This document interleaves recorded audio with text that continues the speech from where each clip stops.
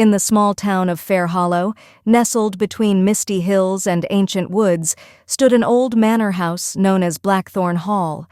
It had been abandoned for decades, left to rot as ivy crept over its cracked stones and shadows claimed its grand halls. The townsfolk spoke of ghostly lights flickering in the upper windows and strange whispers drifting out into the night air.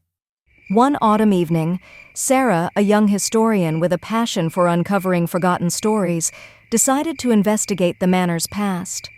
Armed with a flashlight and her journal, she stepped into the overgrown grounds. The iron gate creaked in protest, as if warning her not to enter. Inside, the hall was as eerie as she had imagined. Tattered curtains swayed without wind, and dust motes glimmered like tiny spirits.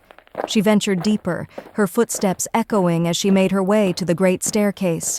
On the wall, a grand portrait of a woman in a flowing gown caught her eye. The plaque read, "Lady Eleanor Blackthorne." Rumor had it that Lady Eleanor had vanished mysteriously on a stormy night over a century ago. Some said she had been driven mad by the loss of her son. Others believed she was taken by the spirits of the forest. Suddenly, Sarah heard a soft cry, like that of a child. Her heart quickened. She turned, her flashlight beam cutting through the dark, but there was no one there. The sound came again, closer this time. She followed it, her breath shallow as she entered a room filled with forgotten toys and a crib draped in cobwebs. The cry turned into a soft, mournful lullaby. The hair on the back of her neck stood up as the air turned icy.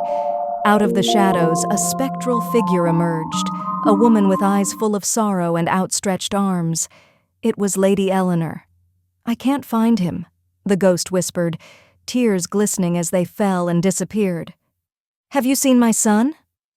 Sarah felt frozen, unable to speak. Lady Eleanor moved closer, desperation in her eyes.